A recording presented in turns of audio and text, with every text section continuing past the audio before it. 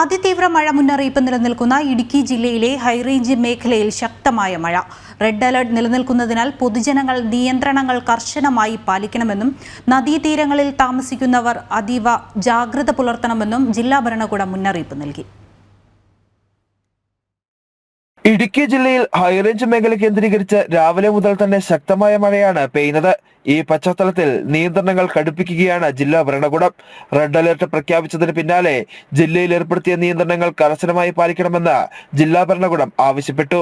രാത്രികാല യാത്രയ്ക്കും ഖനന പ്രക്രിയകൾക്കും ഓഫ് റോഡ് ജീപ്പ് യാത്ര ഉൾപ്പെടെയുള്ളവയ്ക്കുമാണ് ജില്ലയിൽ നിയന്ത്രണം ഏർപ്പെടുത്തിയിട്ടുള്ളത്. ജില്ലയിലേക്ക് എത്തുന്ന വിനോദസഞ്ചാരികൾ കടുത്ത ജാഗ്രത പുലർത്തണമെന്നും നിർദ്ദേശമുണ്ട്. നിയന്ത്രണങ്ങൾ പാലിക്കുന്നുണ്ട് എന്നുള്ളത് ഉറപ്പാക്കാൻ പോലീസിനും തദ്ദേശ സ്വയംഭരണ സ്ഥാപനങ്ങൾക്കും നിർദ്ദേശം നൽകി. കൂടാതെ നദീതീരത്ത് താമസിക്കുന്നവർ അതീവ ജാഗ്രത പുലർത്തണമെന്നും ജില്ലാ ഭരണകൂടം വ്യക്തമാക്കി. ശക്തമായ മഴ തുടരുന്നതിനാൽ ചെറുഡാമുകൾ തുറക്കുന്ന സാഹചര്യം ഉണ്ടായേക്കാം. ഇതിനുവേണ്ട മുൻകരുതൽ നടപടികൾ സ്വീകരിക്കാനും നിർദ്ദേശമുണ്ട്.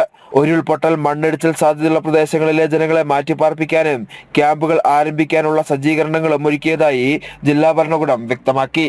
ജനം, ഇടുക്കി.